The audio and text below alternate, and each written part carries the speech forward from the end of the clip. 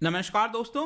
पैंगोंग त्सो के अंदर लगातार जो भारत और चाइना के बीच में कन्फ्रंटेशन है वो सुलझता हुआ सा अभी के लिए नहीं दिख रहा है। इसी को देखते हुए भारत की सेना ने डिसाइड किया है कि एक बेटर क्वालिटी का बोट हम पैंगोंग त्सो के अंदर, जो पैंगोंग लेक है उसके अंदर उतारेंगे। तो इसके बारे में तो मैं आपको बताऊंगा ही, लेकिन इसके पहले मैं थोड़ा सा आपको मैप के थ्रू जानकारी देता हूं। इसके लिए हमें जाना पड़ेगा लद्दाख में, और लद्दाख में जैसा कि आप देख सकते हो यहां पर आपको दिख रहा होगा Pangong Tso, that is Pangong lake. और इसको मैं थोड़ा सा 3D पिक्चर में कर देता हूं और बेटर आपको समझ में आएगा ये।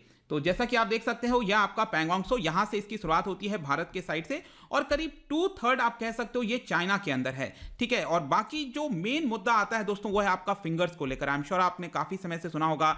ये आप देख रहे हो फिंगर 1 2 3 4 5 6 टोटल कर 8 फिंगर्स हैं, जैसा कि आप देख सकते हो। और जो चाइना की आर्मी है उन्होंने क्या किया है कि अपना जो एक तरह से कैंप है हर एक चीज को फिंगर 4 तक वो लेकर आ गए हैं। पहले क्या होता था कि वो फिंगर 8 तक ही होते थे और यहां पर वो पेट्रोलिंग किया करते थे फिंगर 4 तक, और कभी कभी फिंगर 2 तक भी आ जाते थे। लेकिन भारत की आर्मी क्या थी कि वो भी यहां पर फिंगर 8 तक जाती थी, क्योंकि हमारा ये कहना है कि जो LAC है, that is line of actual control, वो आपका फिंगर 8 के थ्रू गुजरता है। लेकिन अब चाइना का ये कहना है कि ये नहीं, ये तो फिंगर 4 तक गुजरता है। तो इसके लिए यहां पर क्या होता है कि ये जो लेक आप देख रहे हो यहां पर बोट्स के थ्रू पेट्रोलिंग की जाती है। जैसे ही हमारे आर्मी को पता चलता है कि चाइना की जो आर्मी है, पीपल्स लिबरेशन आर्मी, वो इसके अंदर आ रही है, फिंगर 4 तक आ रही है, तो वैसे ही हमारी तरफ से भी बोट भेजा जाता है और यहां पर कन्फ्रंटेशन किया जाता है।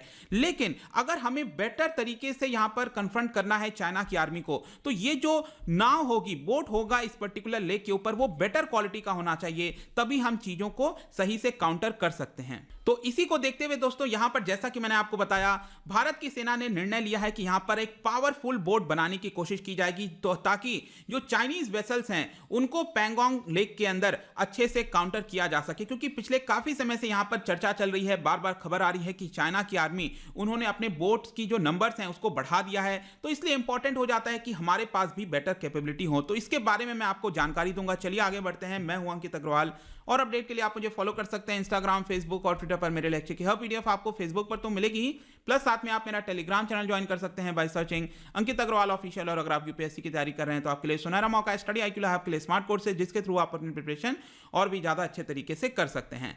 सबसे पहले देखते हैं दोस्तों यहां पर क्या हुआ है। तो बहुत ही जल्द बताया जा रहा है कि 14,000 फीट पर ये जो पैंगोंग लेक है वहां पर भारत के द्वारा बनाया हुआ इंडिजिनसली बिल्ड, मतलब खुद हमारे देश के द्वारा बनाया हुआ 2 दर्जन से भी ज्यादा जो पावरफुल बोट्स हैं, जिसके अंदर कैपेबिलिटी होगा एंटी रैमिंग का। एंटी रैमिंग बेसिकली क्या होता है कि सपोज लेक के अंदर, जो लेक मैंने आपको दिखाया, वहां पर चाइना ने अपना बोट लेकर आई और उन्होंने यहां पर हमारे बोट को कन्फ्रंट करने के लिए हमारे बोट को टक्कर दे दी। तो जो रैमिंग है उसको झेलने की यहां पर शक्ति होनी चाहिए हमारे बोट के पास भी, तभी यहां पर हम चीजें से काउंटर कर सकते हैं। तो यहां पर एंटी रैमिंग कैपेबिलिटी हो गया, साथ में बोट के अंदर ज्यादा से ज्यादा ट्रूप्स आ सके, ज्यादा से ज्यादा सेना बैठ सके वहां पर, यह भी इंपॉर्टेंट है। तो ये सारे चीजों को देखते हुए यहां पर हमारी जो सेना है उन्होंने निर्णय लिया है कि इंडिजिनसली बिल्ट ये बोट हम लाएंगे। अब इसके लिए सबसे पहले क्या किया, वो जो हमारी आर्मी है उन्होंने इंडियन नेवी से कंसल्ट किया, क्योंकि ज्यादातर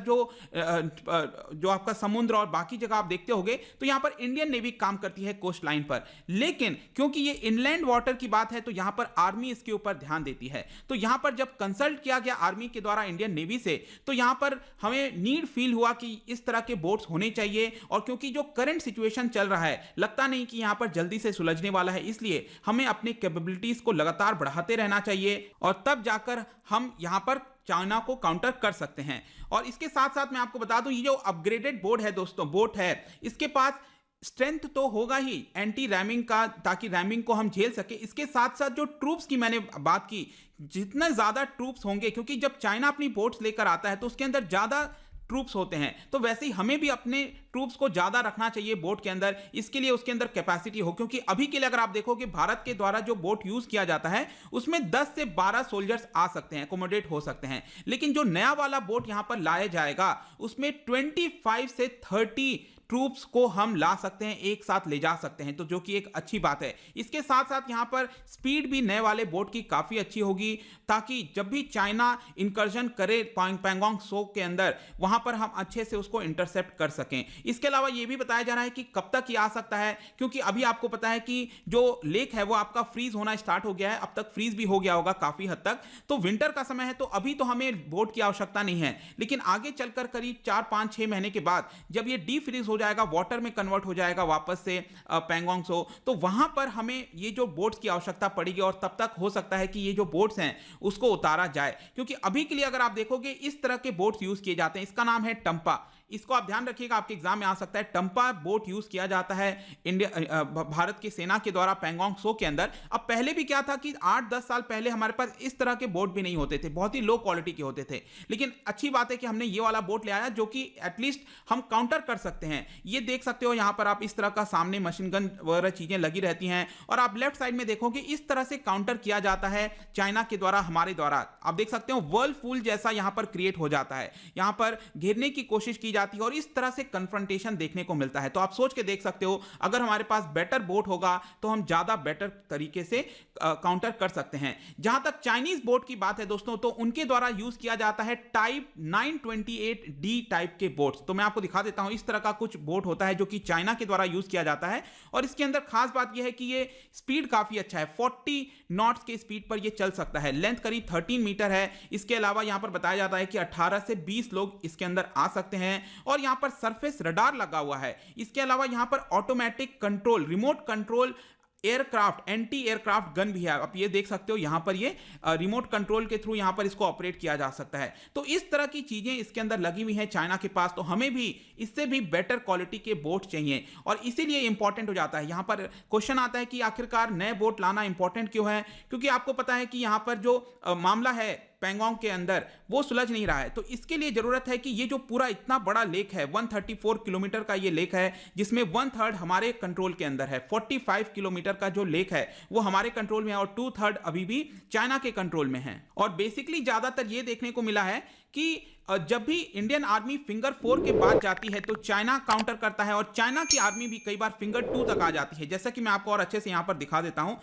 ये वाला आप देख रहे हो, ये वाला जो लाइन है ये हम इसको LAC मानते हैं। हमारा कहना है कि ये वाला LAC है भारत की तरफ से, जो आप देख रहे हो फिंगर 8 के करीब यहां पर हम इसको LAC मानते हैं। लेकिन अब यहां पर चाइना काउंटर कर रहा है कि नहीं, फिंगर 4 के बाद तक यहां पर करीब LAC होना चाहिए। तो जब भी यहां पर चाइना की आर्मी इस साइड आती है तो हमें काउंटर करना होता है, और हम भी जब इस साइड से जाते हैं तो हमें भी देखना होता है कि हमारे पास बोट अच्छे हों। तो जब तक बोट्स अच्छे क्वालिटी के नहीं होंगे तब तक हम चीजों को काउंटर नहीं कर सकते हैं। So more bots with enhanced features and capabilities could be used by Indian troops to assert its claim till finger 8। तो यहां पर अगर हमें अपना क्लेम करना है फिंगर 8 तक तो ये बोट की आवश्यकता है। होप कि सब कुछ आपको इसके बारे में समझ में आ गया होगा कि ये बोट किस तरह के होंगे। अब एग्जैक्टली कौन बना रहा है, कितने आएंगे, वो सारी जानकारी ऑफिशियल तरीके से नहीं बताई गई है। जो भी रिपोर्ट्स के आधार पर ये खबर आई थी वो मैंने आपको यहां पर बता दिया है। जाने से पहले लास्ट में आपको ये बता दूं कि करंट का सिचुएशन, जैसा कि आपको देख सकते हो, 8 राउंड ऑफ कमांडर लेवल की टॉक्स हो चुकी है, लेकिन ये जो डेडलॉक है वो अभी भी कंटिन्यूड है।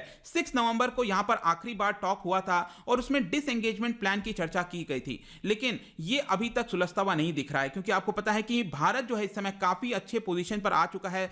सदर्न साइड में, जो नदर्न साइड में है, यहां पर तो क्या है, चाइना ने ऑक्यूपाई कर लिया है 4 तक, लेकिन सदर्न साइड में हम ब्लैक टॉप और काफी अच्छे से निगरानी रख सकते हैं। तो ये हमारे लिए बेटर पोजीशन है। लेट्स सी कि कब तक डिसएंगेजमेंट होता है या फिर ये ऐसे ही चलता रहेगा, वो देखने वाली बात है। बट आई होप कि इस पूरे वीडियो में आपको भारत जो नया पावरफुल बोट लाने की कोशिश कर रहा है उसके रीजन क्या है, सब कुछ आपको समझ में आ गए होंगे।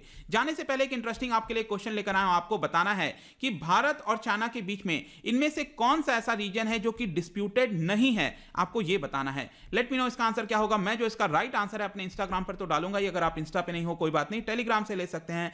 मैं कई सारे एमसीक्यूज यहां पर डालता रहता हूं, स्टोरीज के फॉर्म में आप प्ले कर सकते हो। अगर आप मुझसे इकोनॉमी पढ़ना चाहते हैं, कोई भी कोर्स परचेज करना चाहते हैं, स्टडी IQ ऐप पर जा सकते हैं। आई होप कि ये वीडियो आपको पसंद आया होगा। मिलता हूं आपसे next time. Till then, thank you very much, see you soon.